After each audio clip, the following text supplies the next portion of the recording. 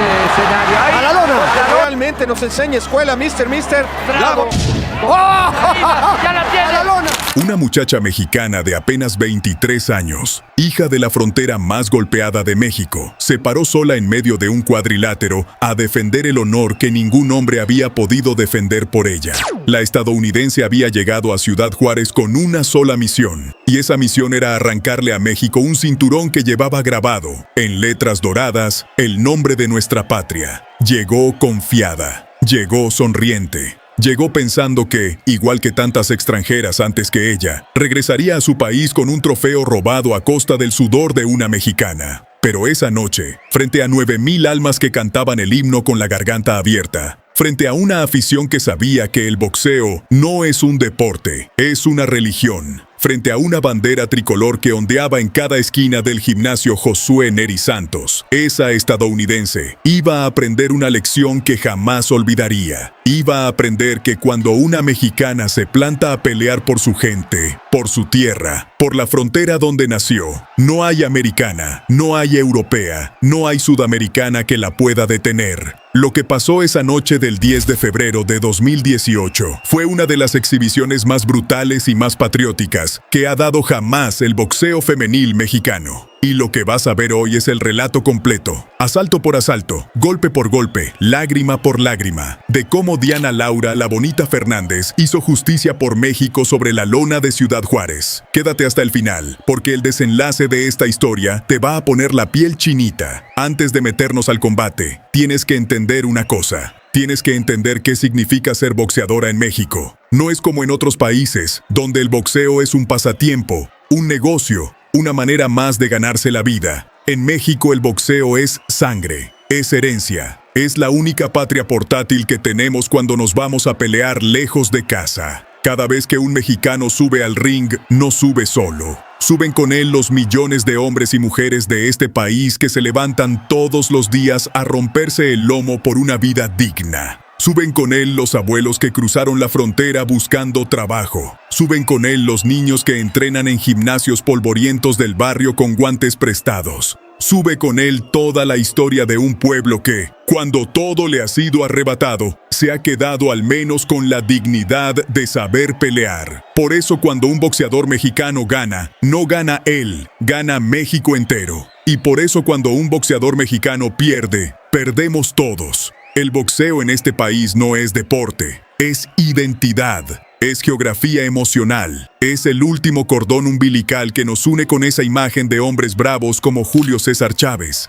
Salvador Sánchez, Rubén Olivares, Carlos Zárate, Ricardo Finito López, Eric Terrible Morales, Marco Antonio Barrera, Juan Manuel Márquez. Hombres que no fueron simplemente campeones, fueron embajadores de un pueblo que durante décadas fue subestimado por las potencias del primer mundo. Hombres que, a puro puño, le enseñaron al mundo que aquí, en esta tierra de tacos, mariachi y sol bravo, se cocinan los guerreros más temidos del planeta entero. Pero faltaba algo. Durante mucho tiempo, ese estandarte había sido cargado solo por hombres. Y entonces, lentamente, una nueva generación de mujeres mexicanas empezó a tomar las riendas de esa tradición sagrada. Mariana Barbie Juárez, Jackie Nava, Zulina Loba Muñoz, Esmeralda Joya Moreno, Yasmín Rusa Rivas. Mujeres que se atrevieron a ponerse los guantes en una sociedad que durante siglos les dijo que ese no era su lugar. Mujeres que conquistaron títulos mundiales y demostraron que la sangre brava no entiende de género. Y de esa estirpe,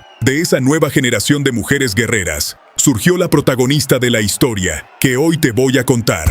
Una muchacha de Ciudad Juárez. Una muchacha de la frontera más violenta de América Latina. Una muchacha que decidió que no le iba a temer a nadie. Su nombre es Diana Laura Fernández, pero el mundo la conoce como La Bonita. Para entender a Diana tienes que entender Ciudad Juárez, no la postal turística. La Ciudad Juárez real, la que ha sido escenario de una de las violencias más brutales que ha conocido este país. la que pasó años siendo señalada como la ciudad más peligrosa del mundo, la que enterró a miles de hijos durante los años más oscuros del narcotráfico, la que vio como el mundo entero la juzgaba sin conocerla, sin entender que detrás de cada titular sangriento había también familias trabajadoras, había niños jugando en la calle, había abuelas haciendo gorditas en la esquina, había padres rompiéndose la espalda en las maquiladoras del otro lado. Esa ciudad Juárez es la que parió a Diana Fernández. Una niña que creció viendo cómo su ciudad era estigmatizada, cómo a los juarenses los miraban con desconfianza al otro lado del puente, cómo el nombre de su tierra se convertía en sinónimo de tragedia. Y como buena juarense, Diana decidió hacer algo al respecto. Decidió que ella, con sus puños, iba a cambiarle la cara a Juárez. Iba a darle a su gente algo de qué sentirse orgullosa. Iba a poner en el mapa, no por las cosas malas, sino por las cosas grandes, a la ciudad que la vio nacer. Empezó a entrenar siendo apenas una adolescente. Boxeo amateur,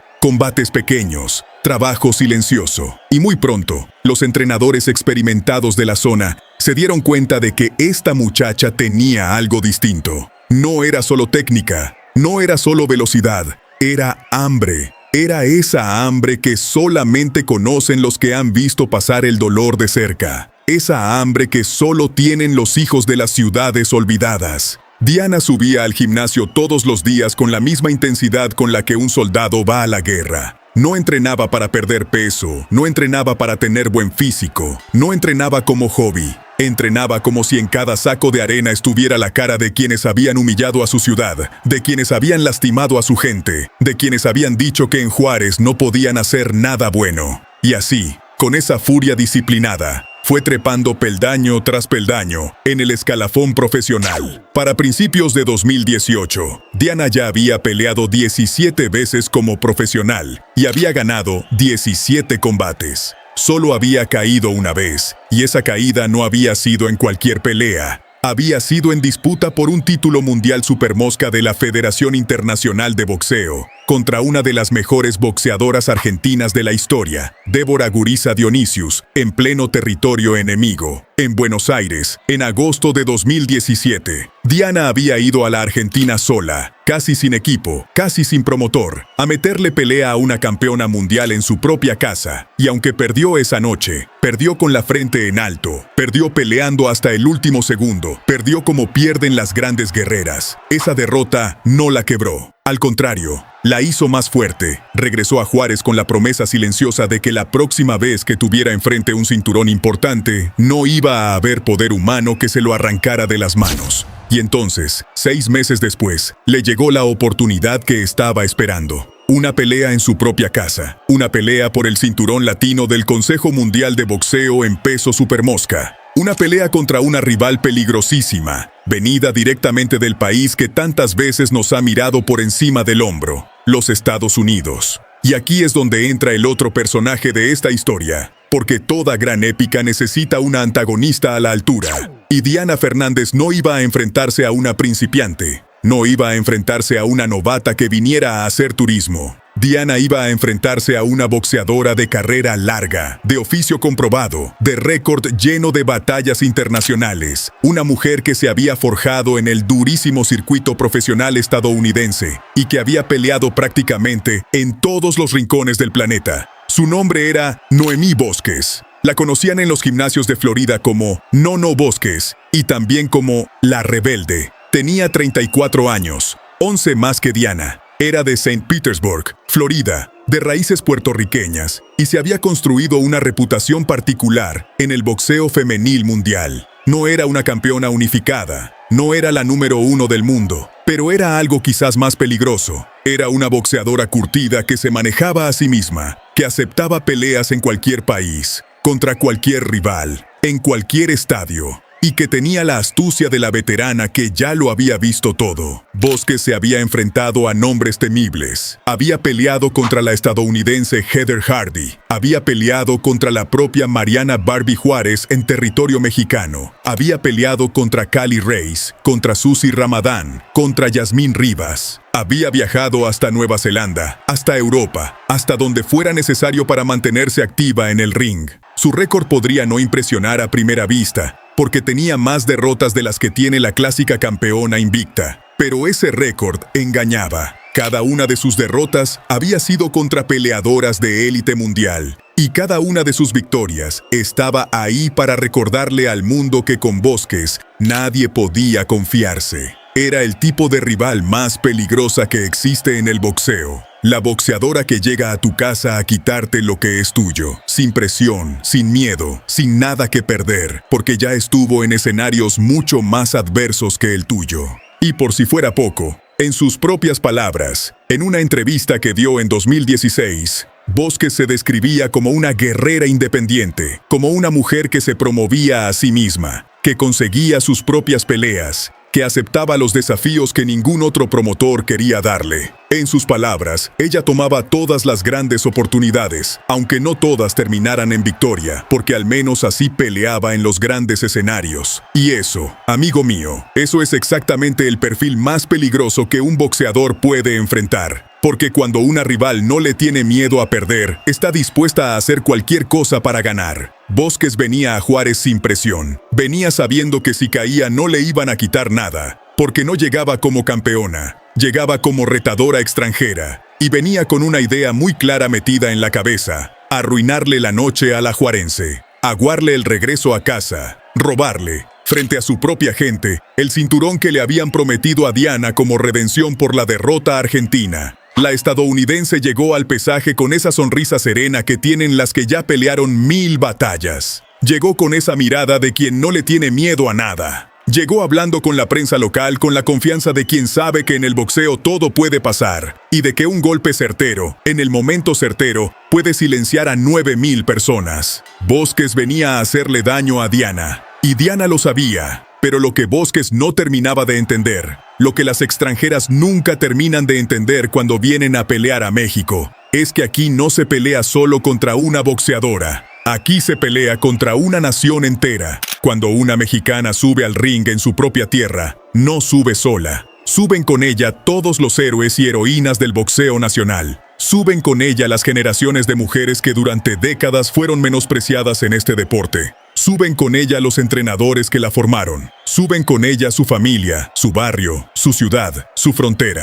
Suben con ella los miles que se quedaron viendo el combate por televisión en sus casas, comiendo tacos al pastor, gritándole a la pantalla, rezándole a la Virgen de Guadalupe para que esa muchacha les dé una alegría. Y todo ese peso colectivo se convierte en una fuerza espiritual que muchas veces, en el momento decisivo, marca la diferencia entre ganar y perder. Bosques no entendía eso. Pensaba que iba a pelear contra una sola mujer. Estaba equivocada. Iba a pelear contra todo un país. Y México, esa noche, no estaba dispuesto a perdonar. El combate estaba pactado en una de las carteleras más esperadas del año, en el norte de México. La función llevaba por nombre Miki vs Aristides, en honor al pleito estelar que iba a protagonizar el ídolo local, Miguel Miki Román, frente al venezolano Aristides Pérez. Pero todo Juárez sabía que la pelea de Diana era, en términos emocionales, la pelea más importante de la noche. Era la oportunidad de su vida. Era la oportunidad de coronarse en casa, frente a su gente, frente al gimnasio que la había visto crecer. La cartelera estaba sancionada por el Consejo Mundial de Boxeo. La transmisión iba a llegar a todo México por las pantallas de Televisa Deportes, dentro de la tradicional franja de los sábados de box.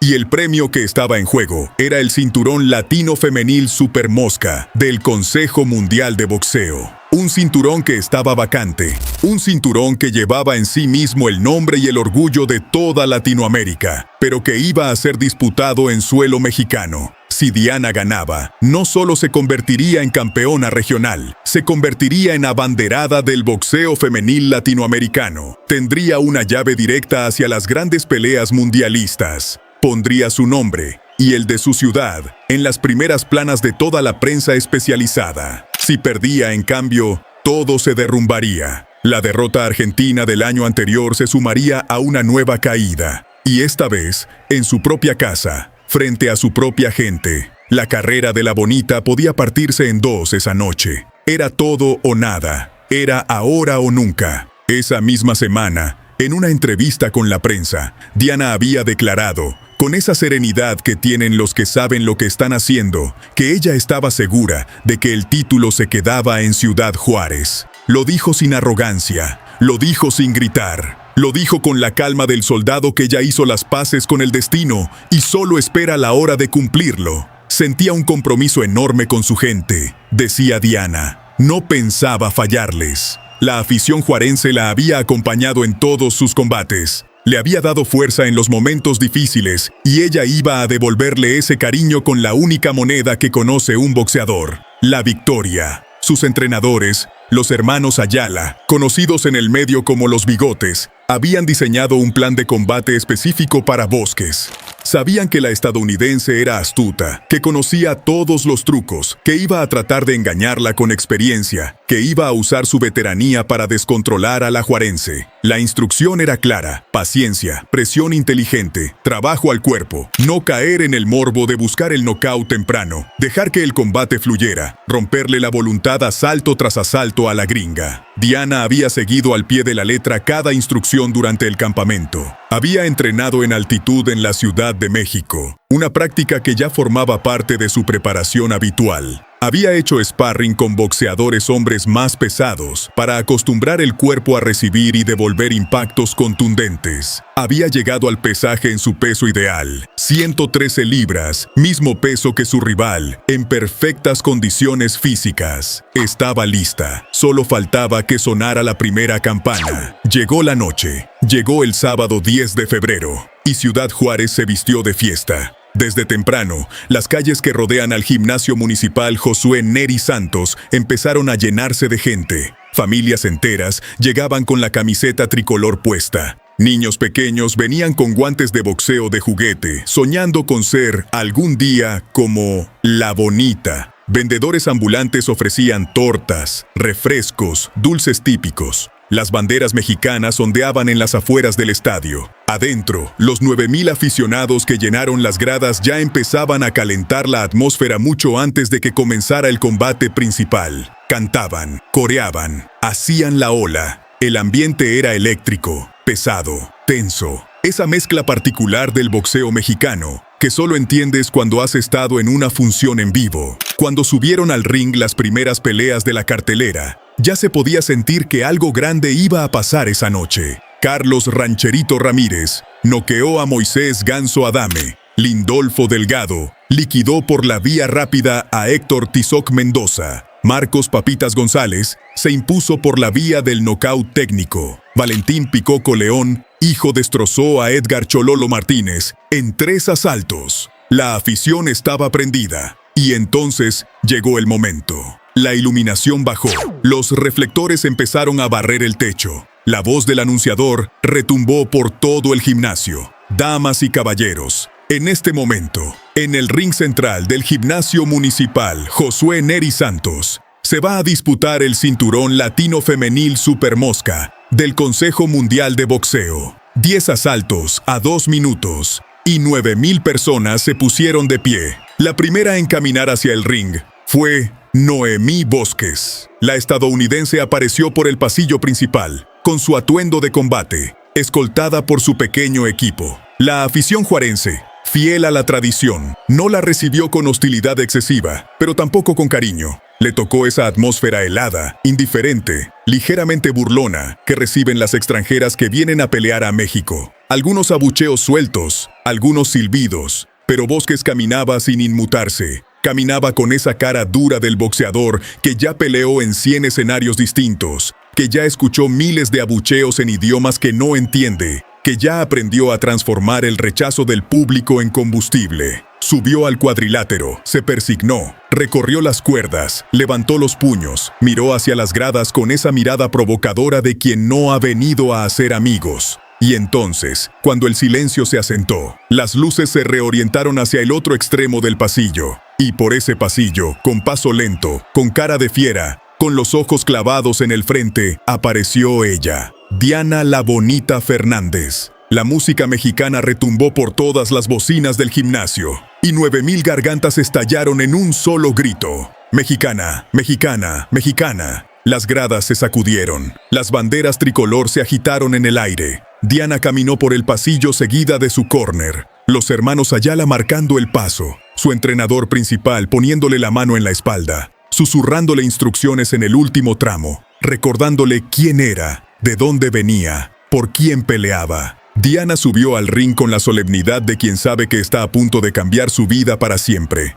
Recorrió las cuerdas, saludó a su público, cruzó la mirada con Bosques, y en ese intercambio de miradas, en ese segundo eterno de tensión silenciosa, ya se anunciaba lo que iba a pasar, ya se sabía quién quería más esa noche, ya se intuía que la gringa había entrado en un terreno que no le pertenecía. El árbitro las llamó al centro del cuadrilátero, les dio las instrucciones reglamentarias, les recordó las reglas, les pidió que se tocaran los guantes, gesto deportivo de respeto antes de la batalla. Bosques chocó suavemente, Diana también, y luego cada una se fue a su esquina. Sonó la campana del primer asalto. Las dos mujeres salieron de sus esquinas con cautela. Es lo normal. Ningún boxeador inteligente se lanza a la guerra desde el segundo cero. Los primeros segundos de un combate son siempre de medición, de tanteo, de lectura del rival. Diana avanzaba con la guardia alta, con los pies bien plantados, con la mirada fría. Bosques se movía en círculos, lateralizando, jugando con la distancia, tratando de leer a la mexicana antes de comprometer ningún golpe importante. Durante los primeros 30 segundos casi no hubo intercambio. Solo amagos,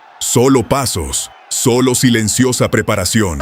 Ahí de Diana Laura, una mujer que quiere ver quién se la apaga. La afición, ansiosa, empezó a presionar con gritos. Querían ver acción, querían ver que su muchacha tomara el control. Y Diana, sintiendo a su gente, decidió romper la calma. Lanzó el primer jab serio del combate, un jab recto, largo, dirigido al guante alto de Bosques. La estadounidense lo bloqueó con facilidad, pero Diana ya había hecho lo más importante. Había marcado territorio. Había dicho con ese golpe, este es mi ring, esta es mi tierra, y aquí mando yo. A partir de ahí, la bonita empezó a presionar hacia adelante. Su jab salía cada 20, 30 segundos, no buscando hacer daño aún, solo buscando obligar a Bosques a reaccionar. La estadounidense respondía con golpes cortos, contragolpes inteligentes, intentando aprovechar los espacios que Diana iba dejando al avanzar. En el primer minuto y medio del asalto, Bosques logró colar un par de manos derechas que rozaron la cabeza de Diana. La afición contuvo la respiración, pero la bonita no se inmutó. Asumió los golpes con la calma del boxeador experimentado. Regresó al centro del ring y siguió presionando. Sobre el final del asalto, Diana conectó su primera combinación seria del combate. Jab, recta de derecha, gancho de izquierda al cuerpo. La combinación entró limpia. El gancho al cuerpo hizo que Bosques diera un paso hacia atrás involuntariamente, marcando por primera vez en la noche que el cuerpo de la estadounidense había sentido la potencia de la mexicana. Sonó la campana. Asalto 1 terminado. Diana regresó a su esquina con una leve sonrisa. La gente la aplaudía. Su entrenador le habló al oído. «Lo estás haciendo bien, mija», le dijo. «Pero todavía no es momento. Calma, paciencia, trabajo. Esto apenas empieza». Diana asintió. Sonó la campana del segundo asalto. Y desde el primer segundo se notó que las cosas iban a cambiar. Diana salió de su esquina con un paso más decidido, más fuerte, más invasivo. Bosques también salió con una intención distinta, sabiendo que había perdido el primer asalto en términos de iniciativa, sabiendo que no podía permitirse otro round entero a remolque.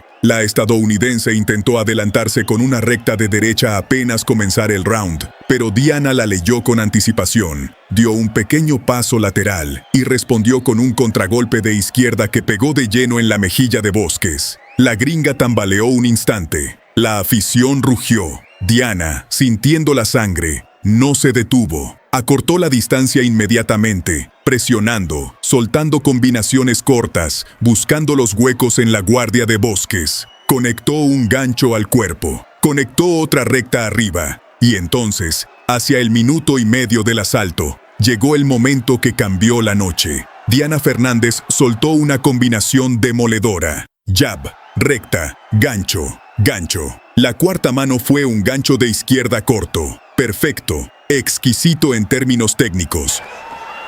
¡A la lona!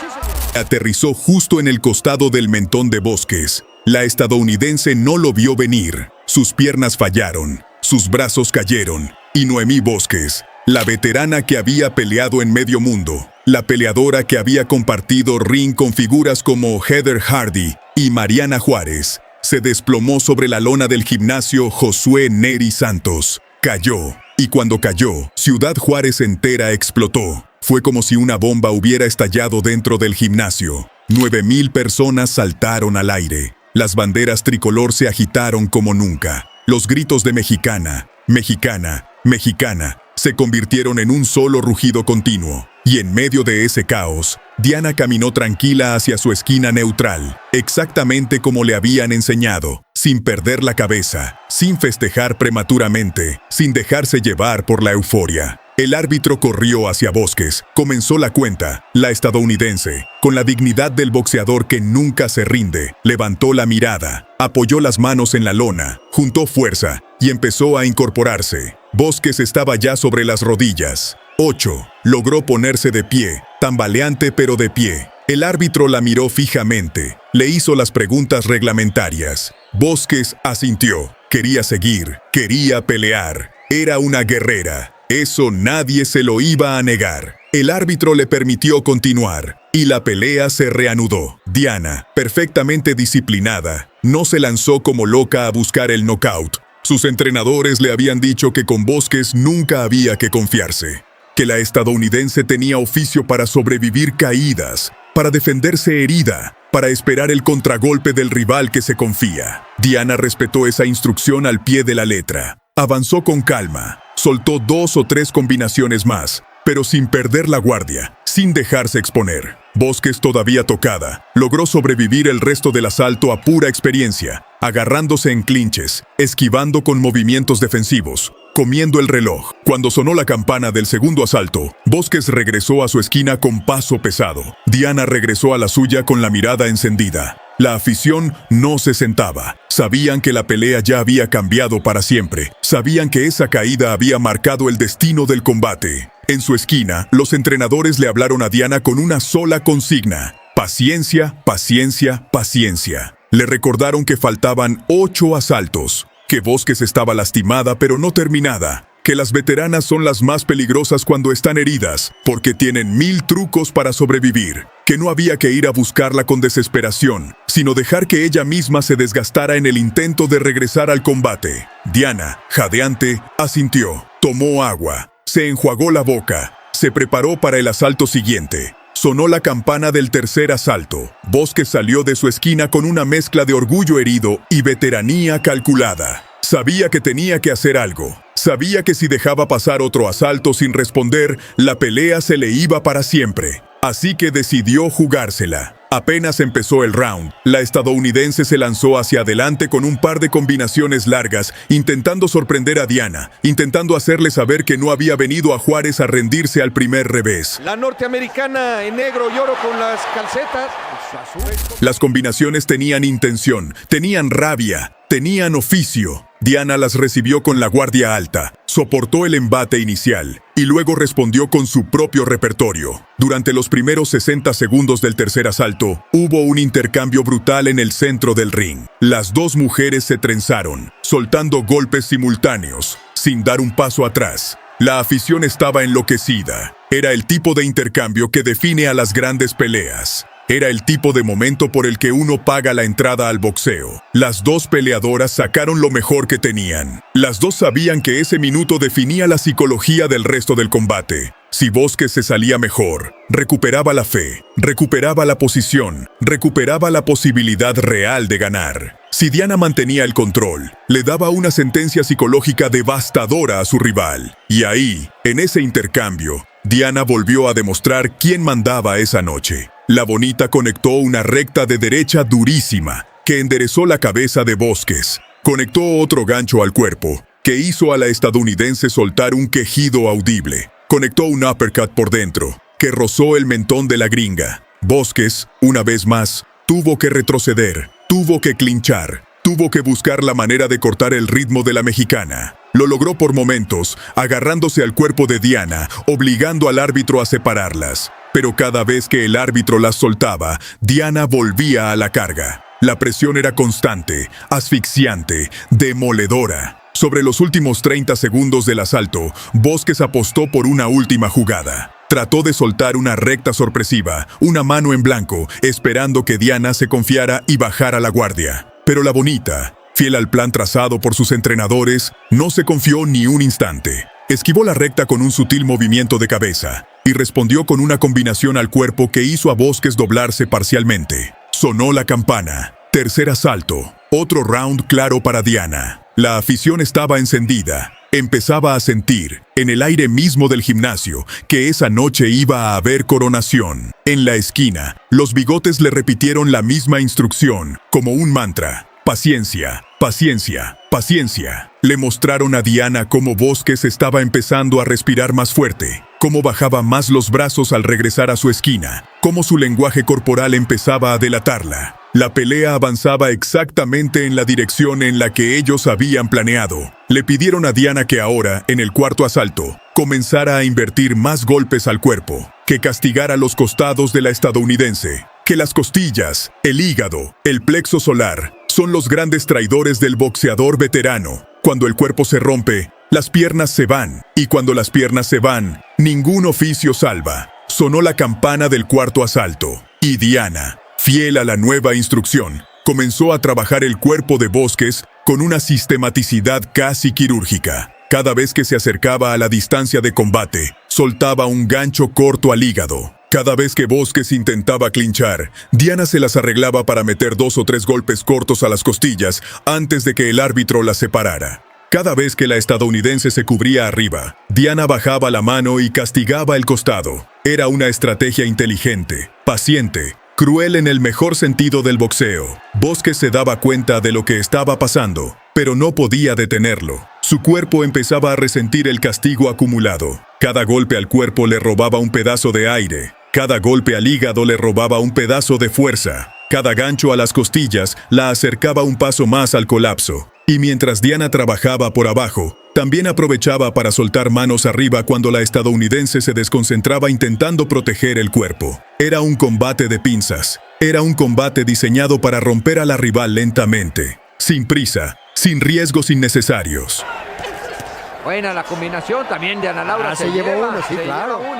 Sobre el final del cuarto asalto, Bosques intentó nuevamente lanzar una combinación de respuesta, pero ya se notaba que sus golpes habían perdido velocidad, que sus brazos pesaban más, que el aire le faltaba. Diana absorbió la combinación con calma y respondió con otro gancho al cuerpo seguido de una recta arriba. Sonó la campana. Cuarto asalto. Otro round claro para la mexicana. La afición empezaba a corear el nombre de Diana, una sílaba a la vez, en un cántico que retumbaba desde las gradas más altas hasta el ringside.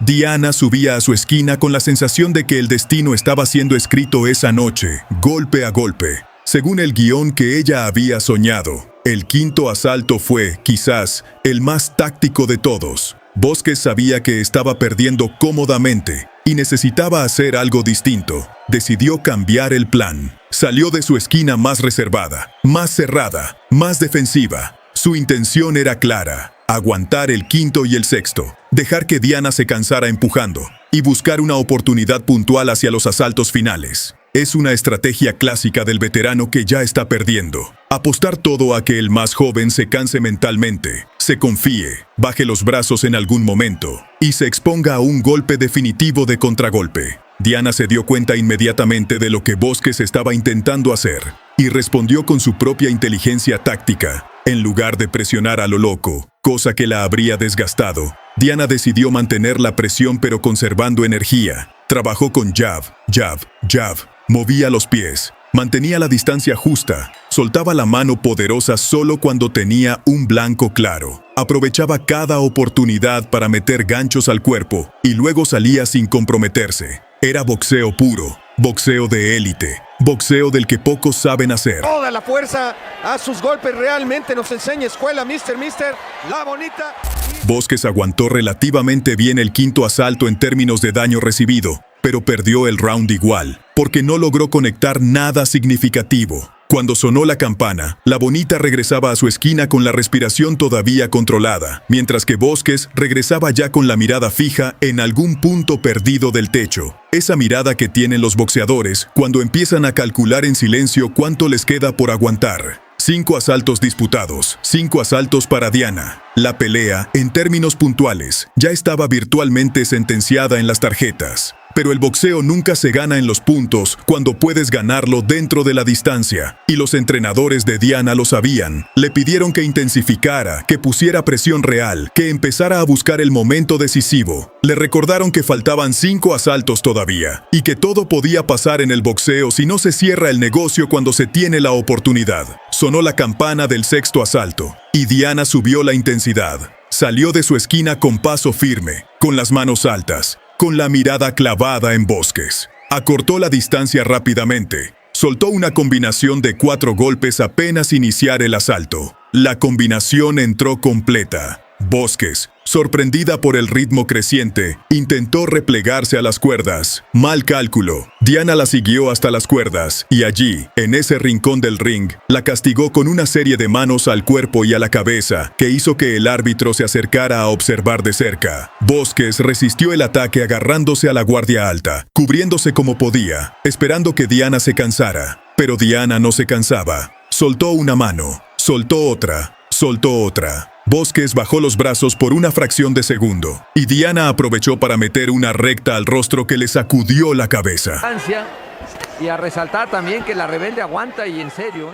La afición estaba al borde del frenesí. Había momentos en los que parecía que Bosques iba a caer en cualquier instante. Pero la estadounidense, con esa testarudez de la veterana, encontraba la manera de sobrevivir. Se aferraba al cuerpo de Diana en clinches forzados. Bajaba la cabeza para evitar las manos arriba. Se movía hacia los costados intentando zafarse de las cuerdas. Y de alguna manera, contra todo pronóstico, lograba seguir de pie. Sobre los últimos 40 segundos del asalto, Diana respiró un instante, calculando, y luego volvió a la carga. Conectó un gancho al cuerpo durísimo que hizo a Bosques soltar un grito ahogado. Conectó una recta arriba. Conectó otro uppercut. La estadounidense se tambaleaba ya como un edificio a punto de derrumbarse, pero la campana sonó justo a tiempo para salvarla. 6º asalto terminado. La afición rugió, sintiendo que el final estaba cerca. Diana regresaba a su esquina con la sensación de que había estado a un par de manos de cerrar el combate. En la esquina, los bigotes le pidieron a Diana que mantuviera la cabeza fría. Le dijeron que Bosques estaba lista para caer, pero que también era el momento más peligroso del combate. Las veteranas heridas son las más peligrosas, le repetían. Una mano desesperada de la estadounidense, un golpe a ciegas en medio de un intercambio, podía cambiarlo todo. Le pidieron que siguiera trabajando con cabeza, que no se desesperara por buscar el knockout, que dejara que el final llegara solo, que confiara en el plan. Diana, jadeante pero serena, asintió. Sonó la campana del 7º asalto, y Bosques, en un acto de orgullo casi heroico, salió de su esquina como si fuera el primer round del combate. Decidió jugársela toda. Sabía que estaba perdiendo, sabía que estaba lastimada, sabía que el oficio ya no le iba a alcanzar para llegar al final del combate por puntos, así que decidió apostar la única carta que le quedaba, el todo o nada. Salió hacia el centro del ring y se lanzó contra Diana con una furia controlada, soltando combinaciones largas, intentando atrapar a la Bonita en algún intercambio donde la juarense bajara la guardia. Por un instante, Bosques logró pegarle a Diana una mano derecha que entró limpia. Golpe curvo, con muchísima potencia. Diana Laura, me parece que Noemí podría... La afición se cayó por un segundo. Diana sintió el impacto. Su cuerpo se sacudió, pero no cayó. No retrocedió ni un paso. Asumió el golpe con esa entereza típica del boxeador mexicano, que recibe sin quejarse y devuelve con intereses. Y a partir de ese momento, la Bonita decidió que ya era suficiente, que había llegado la hora de cerrar el negocio, que esa veterana estadounidense había mostrado mucho corazón, sí, pero esa noche el corazón mexicano iba a ser más grande. Diana subió otro escalón. Empezó a soltar manos con una intención que no había mostrado en toda la noche. Cada combinación tenía la finalidad explícita de buscar el daño máximo. Bosques, agotada, herida, sin más recursos, intentaba defenderse como podía, pero el castigo era ya excesivo. Una recta, un gancho, otra recta, un uppercut por dentro. La cabeza de la estadounidense empezó a sacudirse con cada impacto. Sus piernas perdieron firmeza. Su guardia bajaba poco a poco. Sobre los últimos 30 segundos del séptimo asalto, Diana acorraló nuevamente a Bosques contra las cuerdas, y en ese rincón del ring,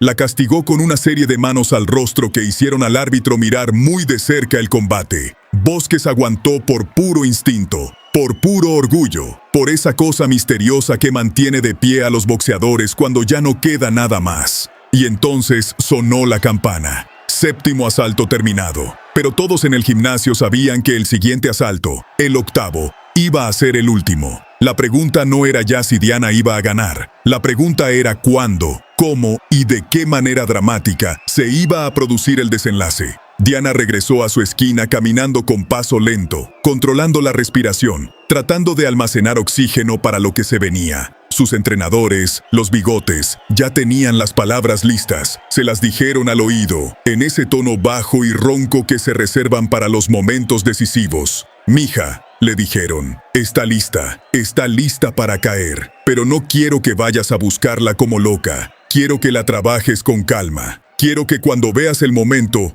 lo aproveches. Pero primero quiero que sigas haciendo daño. Quiero que sigas castigando el cuerpo. Y cuando ella baje las manos, ahí, mija, ahí es cuando tiramos la mano que la apaga». Diana asintió. Tomó un último trago de agua. Le dijo algo en voz baja a su esquina. Algo que solo escucharon ellos. Una oración, un agradecimiento, una promesa silenciosa. El cronómetro corría. Faltaban 10 segundos para el octavo asalto. Diana se levantó del banquito. Se persignó. Se besó el guante derecho. Miró hacia las gradas, donde su gente la esperaba, y caminó al centro del ring. Sonó la campana del octavo asalto. Y todo el gimnasio supo, en ese instante, que estaba a punto de presenciar uno de esos momentos que se quedan grabados para siempre en la memoria del boxeo mexicano. Diana salió de su esquina caminando con esa lentitud calculada del depredador que ya tiene a la presa donde la quería. Bosques también salió, aunque sus pasos eran más cortos, más temblorosos, más resignados.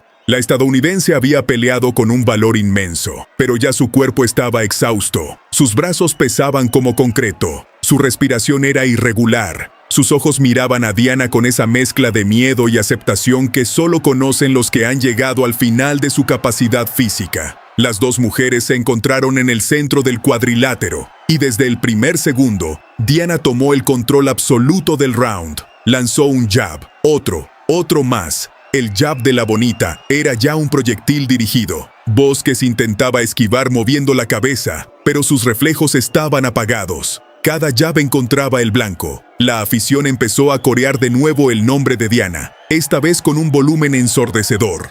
Diana, Diana, Diana. Diana sintió la energía del gimnasio entero subiéndole por las piernas. Aceleró el paso, cerró distancia, soltó la primera combinación seria del round. Jab, recta, gancho al cuerpo. Las 3 manos entraron limpias. Bosques tambaleó hacia atrás. Diana la siguió. Soltó otra combinación. Recta, gancho. La estadounidense se cubrió como pudo, pero los golpes seguían encontrando huecos en su guardia. Sobre el primer minuto del octavo asalto, Diana ya había castigado a Bosques con cerca de 15 golpes limpios. La gringa, doblando ligeramente las rodillas, empezó a manifestar las primeras señales del colapso definitivo. Y entonces, Diana sintió el momento. Lo sintió como solamente lo sienten los boxeadores que han nacido para esto. Lo sintió en el cuerpo entero. Esa señal interna que dice ahora, ahora, ahora. La bonita se posicionó con perfección técnica. Bosques tenía la guardia ligeramente abierta del lado izquierdo,